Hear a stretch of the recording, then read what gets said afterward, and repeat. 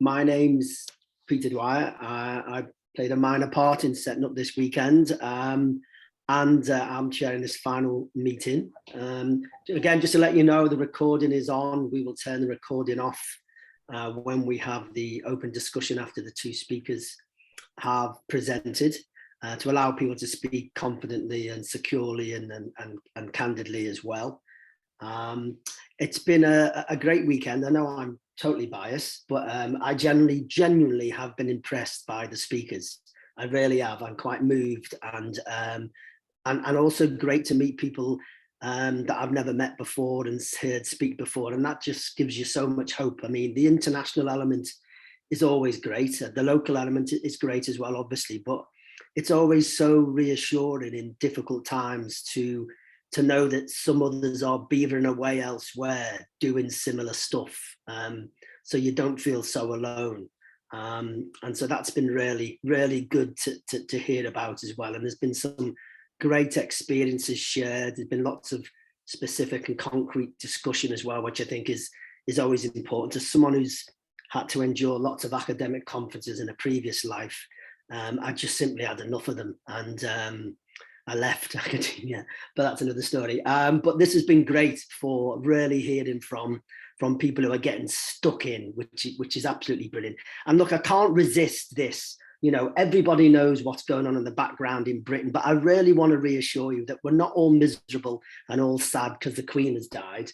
And I'm getting constant messages on Twitter that there's been booing at lots of football grounds around the UK this weekend, including Everton in the city of Liverpool just this weekend. So that fills me with absolute joy as well.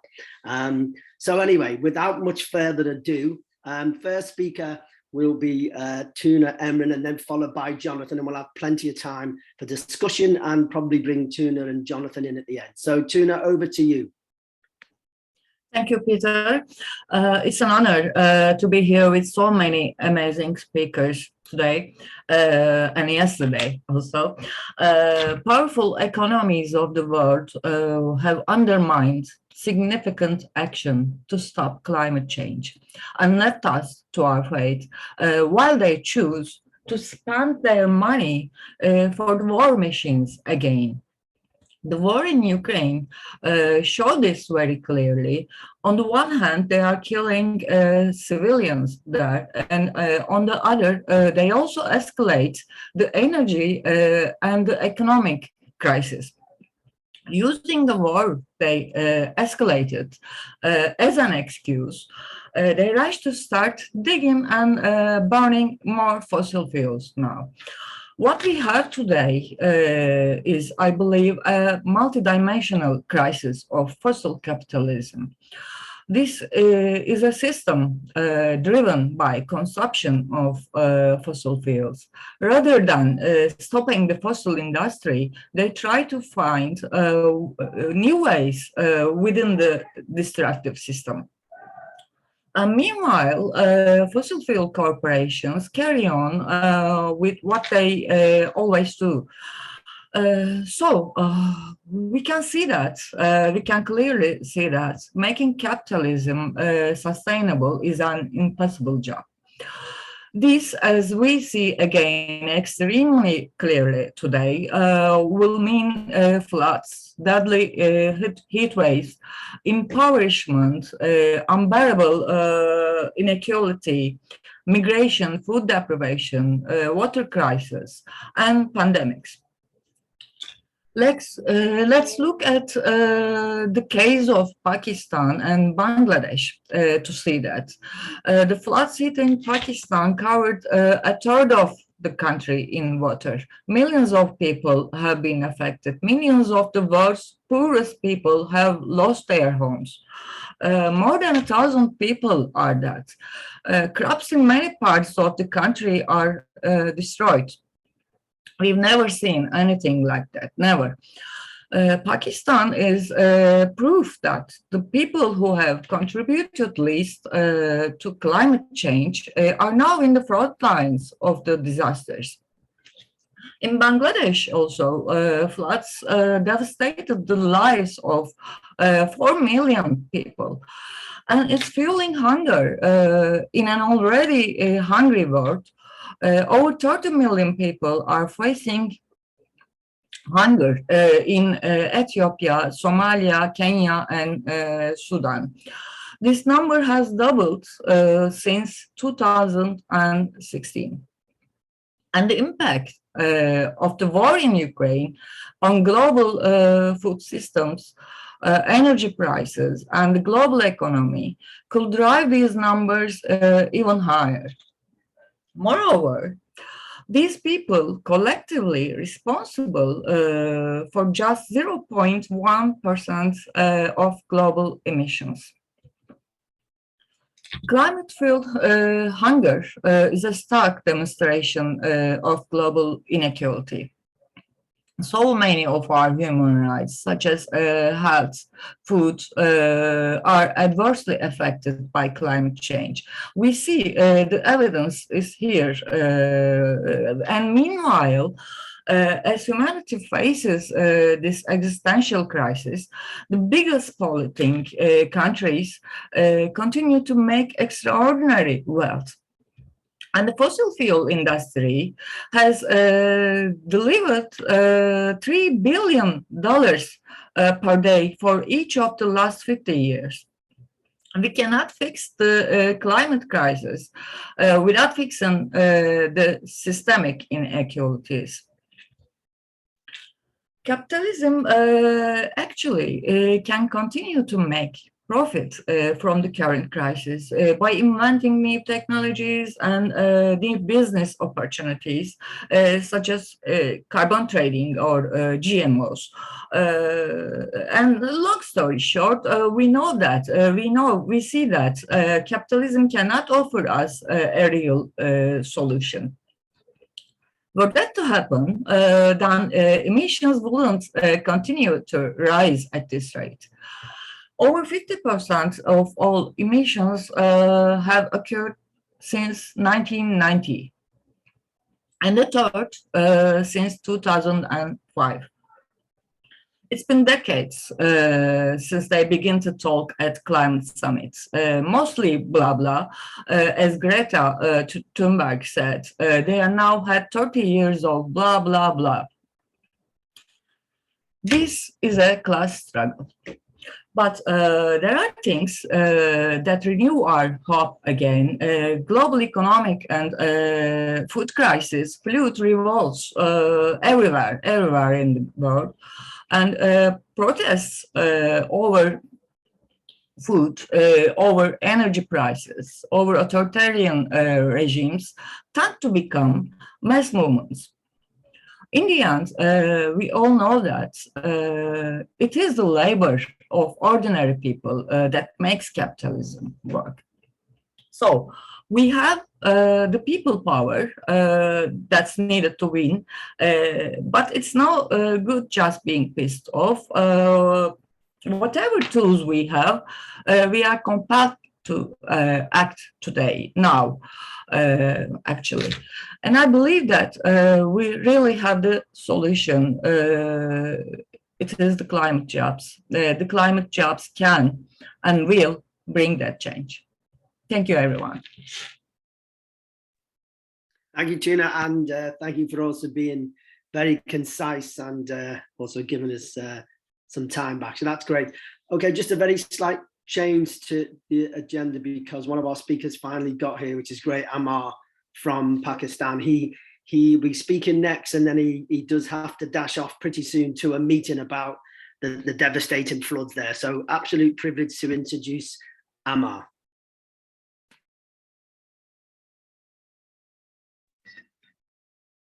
Thank you so much, comrades. I hope my voice is clear because the internet at times is unstable.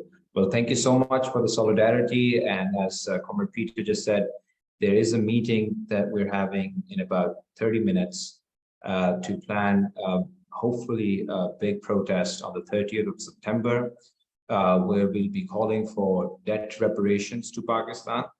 And more important, and equally importantly, calling for a rethinking of the development model inside Pakistan, one which prioritizes people and nature over greed and profits.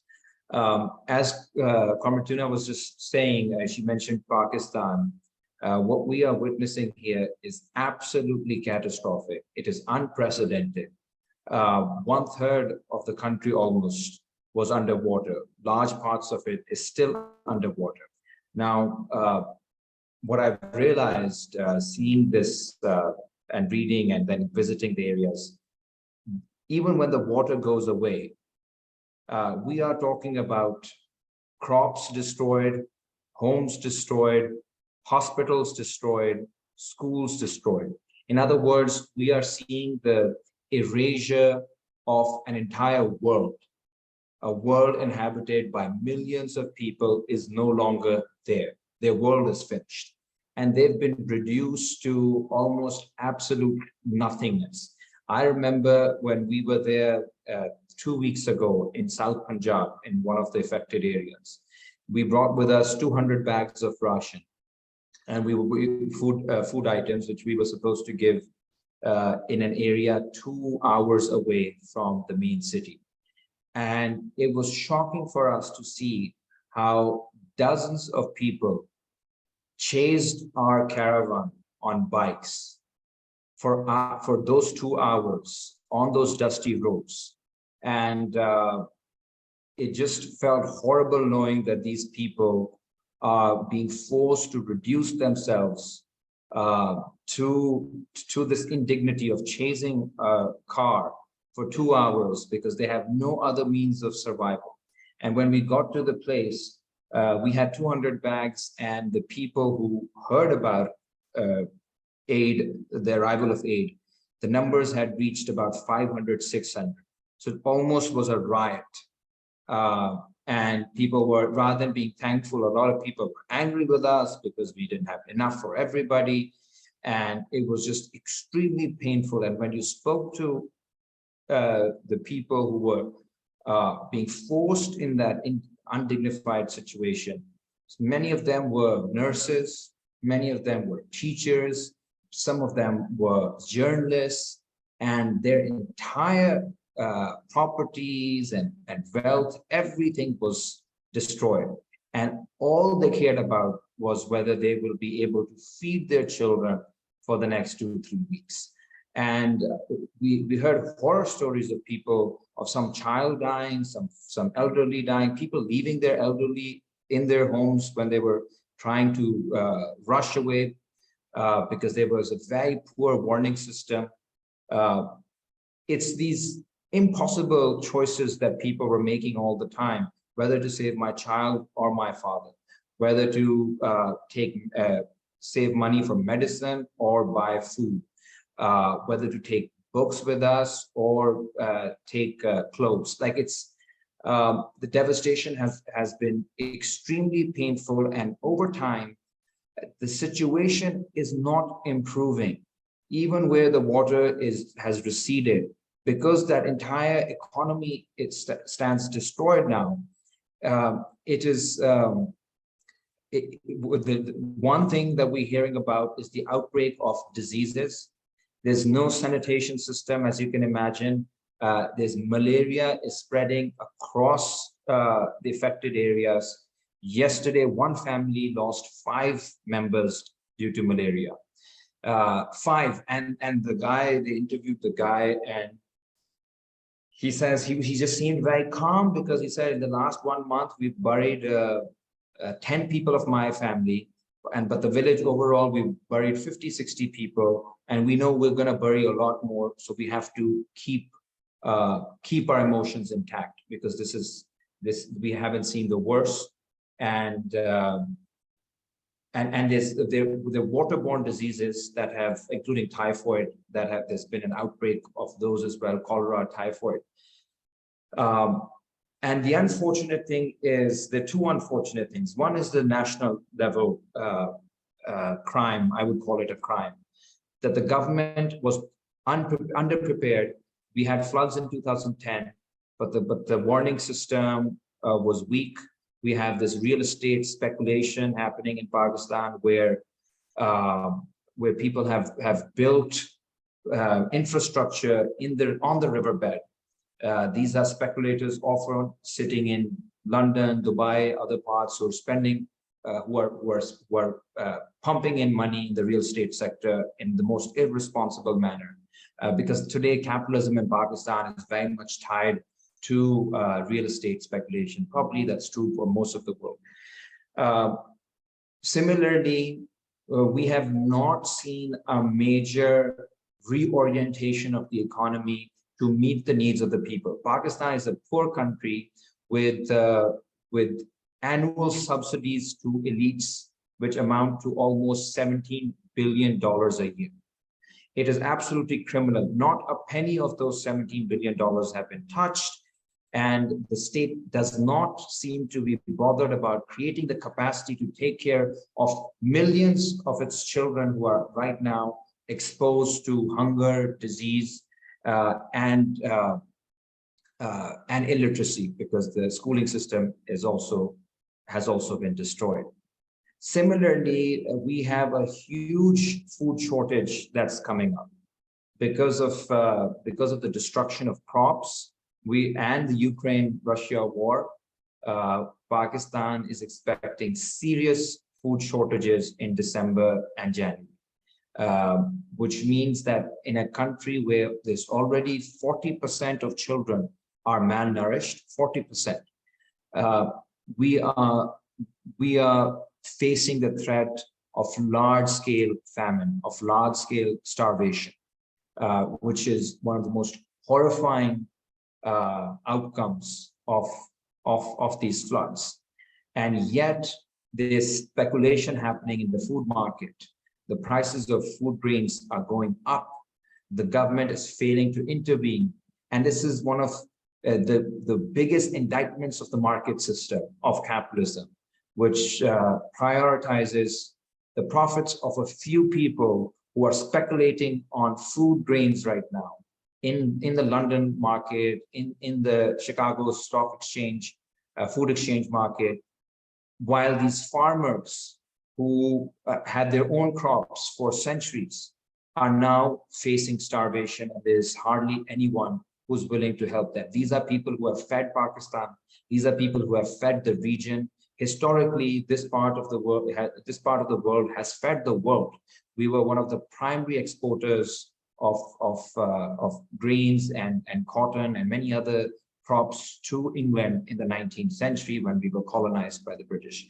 And today, when these people need basic help for survival, the world is not showing up, which brings me to the anger people have with the world, with particularly the global north. There's already a case that we've made for many years about colonial reparations.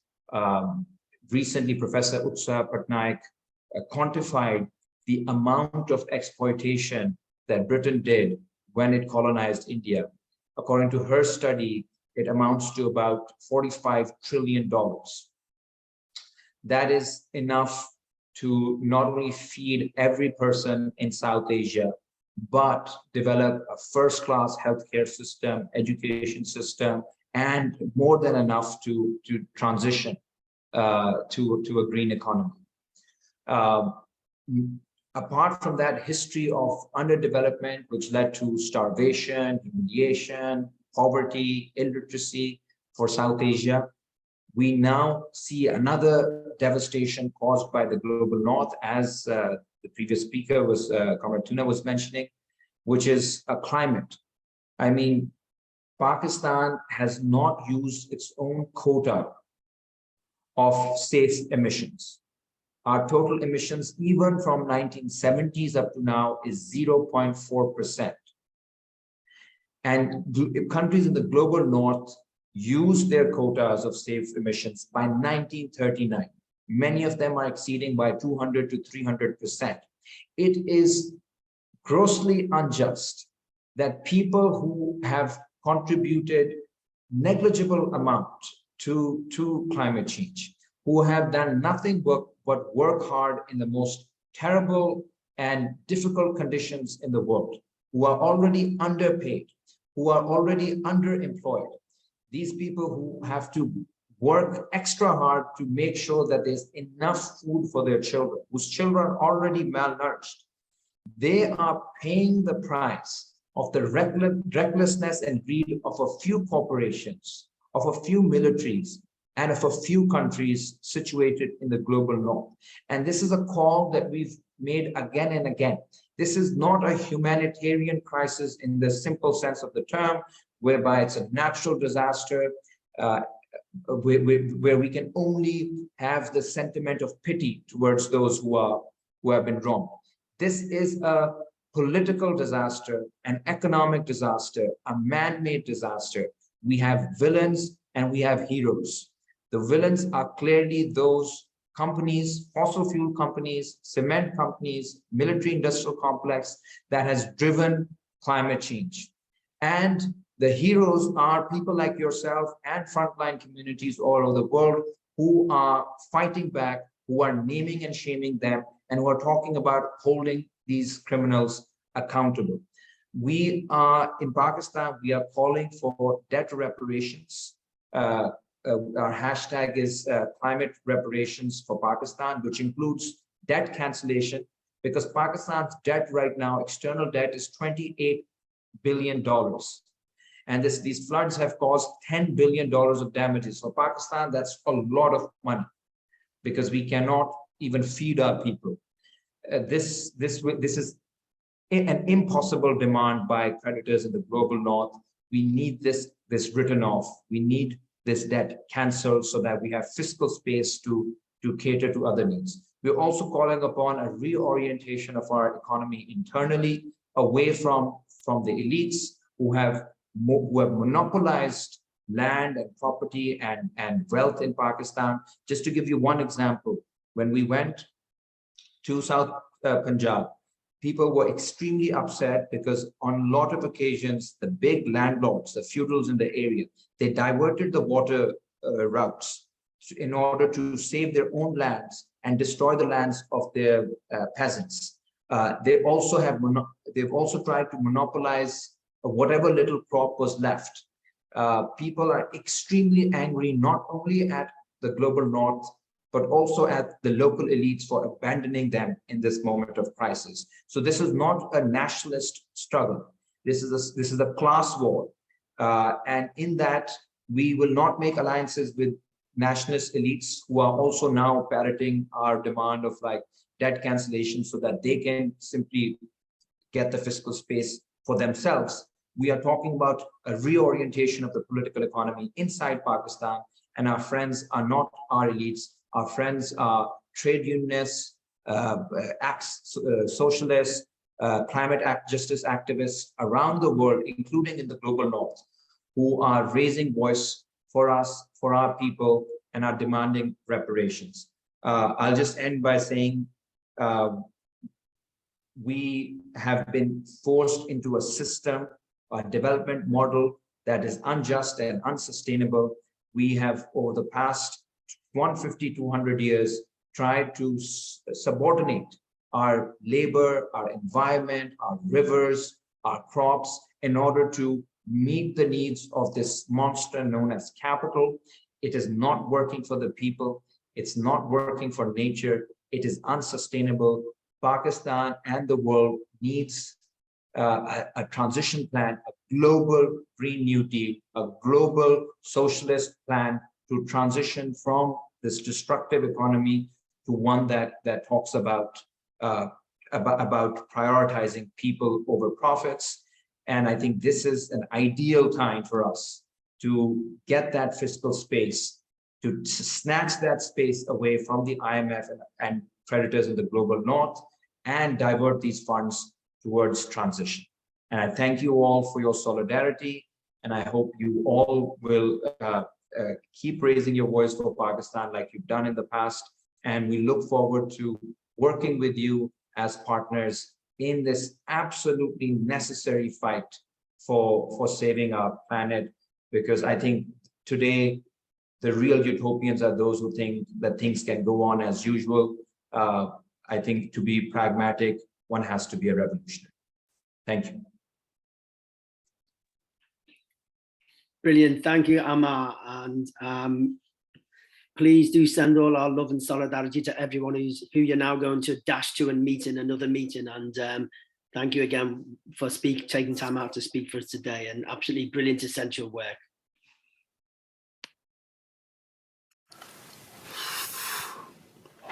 Okay, so Jonathan is now going to speak, and then, as I said, we'll open it up for discussions, questions, contributions, and then we'll also end very finally with Leonor just giving us a couple of minutes summing up of the weekend events and the way forward. So over to you, Jonathan. Okay.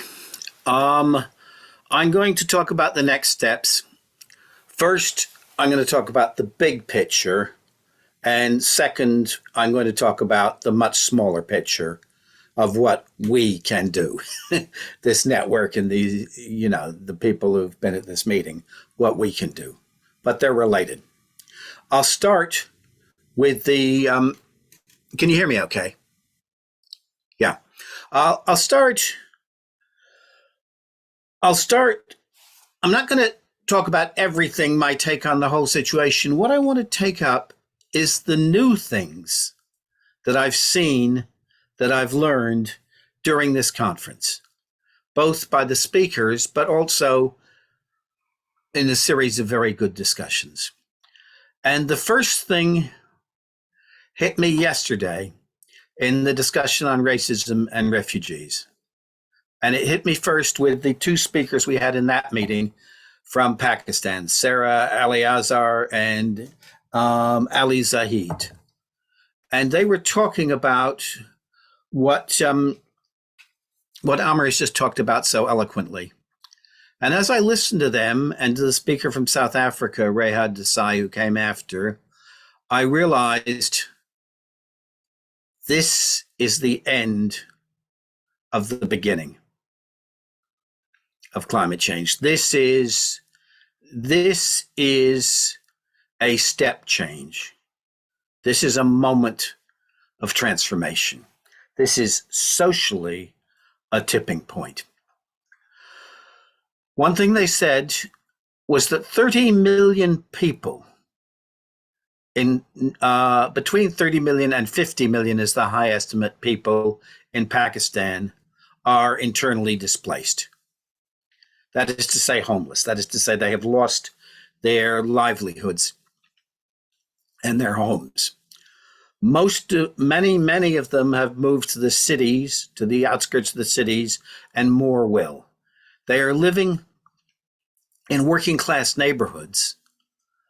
But this is very important, what Sarah said, that there is a lot of resentment of the internal migrants in the working class neighborhoods, because the right wing and the elites are blaming those refugees, which is what they are, climate refugees, for the increases in the cost of living. They're blaming them for increases in crime. Workers are being pitted against each other. Workers and peasants are being pitted against each other. This is a situation, Ammar talked about famine, but it's a situation which will resonate down in that country for years and years. It is enormously difficult with that level of privation and loss to hold anything together. That is the absolute importance of the movement that Ammar and the other Pakistani speakers and many other people in Pakistan are starting to build. But it's not just Pakistan. Very similar things are happening across the border in southern and eastern Afghanistan. They have had their floods too, and they have a climate change drought, which with the withdrawal of UN aid and American aid that looks likely in this winter is likely to produce famine. But the speaker after them in the meeting in racism and refugees was Rehad Desai from South Africa. And he said in the last month we lost to a cyclone, we lost Bara, which I had never heard of, and which is the second largest city in Mozambique, a port city. He said we lost it. He said the UN says that within 8 years' time, there will be 250 million people in cities in South Africa, in deep water stress, many of them without any water at all. This is a situation, we all said when we discussed it in that meeting that this was overwhelming. And listening to Ammar, you must be feeling too that it's overwhelming. And it's global. It's a step change. We've had carnage and chaos before in Darfur and Chad and the Sahel, but this is a warning that we're entering into a step change. We're also entering into a situation everybody understands. Everybody understands now that this is climate change, that this is not a natural disaster. We're entering into a situation where it's not simply people in Europe feeling, it's not mainly people in Europe feeling worried about their grandchildren. It is, we're going into hundreds of millions of people want a solution to climate change, because climate change also moves forward. It's not linear, but it's moving forward. And that means that unless we stop the emissions globally, Pakistan will be worse. Afghanistan will be worse. Sudan will be worse. The carnage will spread. The challenges will spread. And so now this is very serious. This is very serious where we are now. And it means a different movement. It means a movement that in many ways is perforce led by people who are up against the consequences of climate change, whose whole lives are being devastated. In many ways, they will lead that. But if human life as we know it, as we treasure it, is to survive, if a decent society of any kind is to be built, we need those people who are up against it to be fighting for a renewable, low carbon world, to be fighting for everybody in the world to fight for that, which means we need the countries where there are big emissions, the United States, Europe, but also China, Japan, and many other countries. It means that we need a movement that brings together the people in those countries with the people who are up against it. And we must not forget that many people in many places in those richer countries and in China, which is not rich, but produces a lot of emissions, they will also be up against it.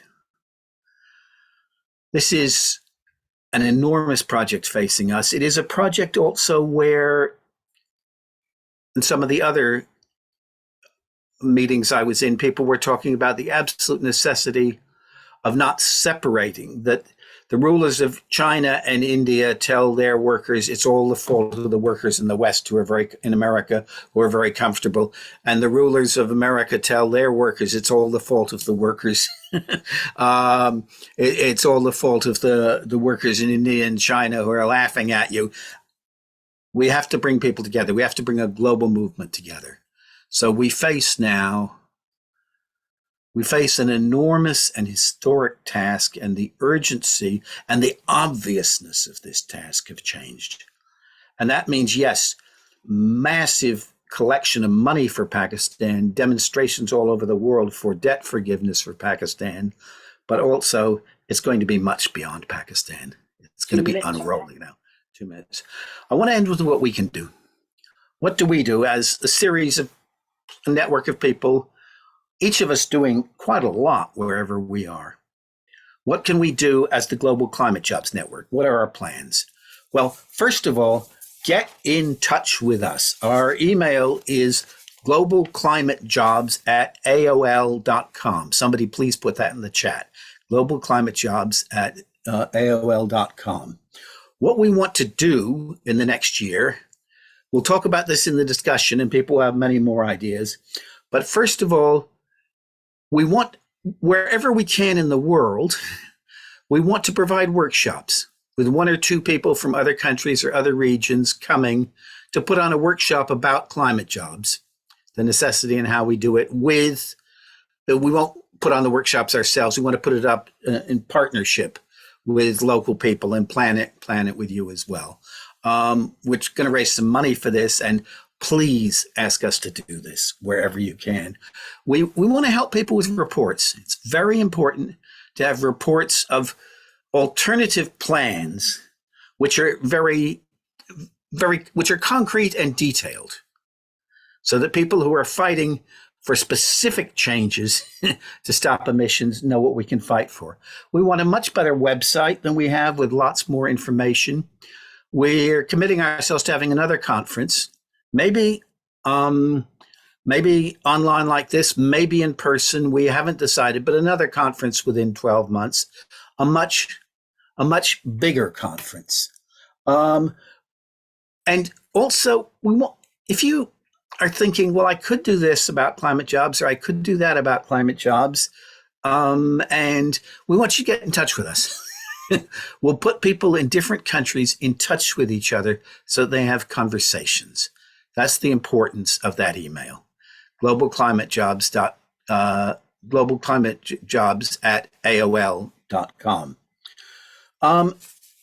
In the organizing of this, when we discussed what we would ask people to do, a couple of comrades said, very wisely, with a lot of experience in the movement, said, don't promise that we can do too much. We're a small network starting out. Don't promise that we can do too much. And of course, they're absolutely right. And I'm absolutely going to ignore their advice. We're going to try to do everything we can to put people who want to fight for an alternative, a climate alternative, with jobs for working people and peasants, to put everybody in touch with each other so that people can learn from each other to work together. But the small group of people who put on this conference, we can't do it ourselves. That's what the email is about. We're going to have monthly organizing meetings. We're going to have working groups. We want you to help. We want you to get in touch, and we want you to be the people that we send to talk to other people. We want to build a large network to do it, because this is the last point. 2 points. There are many, many different people who are working towards this kind of vision. We've heard from quite a lot of them from different places that I didn't know. Quite a lot of people working towards it. There are very, very much larger numbers of people who are looking for a vision of an alternative. We can't build the mass movements, and we have to be part of the mass movements, the social movements, and the climate movements that are going on. We can't build them, but what we can do, even as a small group of people, say 10 times as big as the group we have now, what we can do is get the idea of an alternative out to the people who are active in those movements. An ambitious, a daring alternative that goes all the way to stop climate change emissions and to begin to build a world where people share and take care of each other. That, getting the ideas out, that we can do. So please get in touch with us. And please, in the discussion, any ideas about how we should do things differently, or what we should do or what we shouldn't do, or so on, please, everything in the discussion.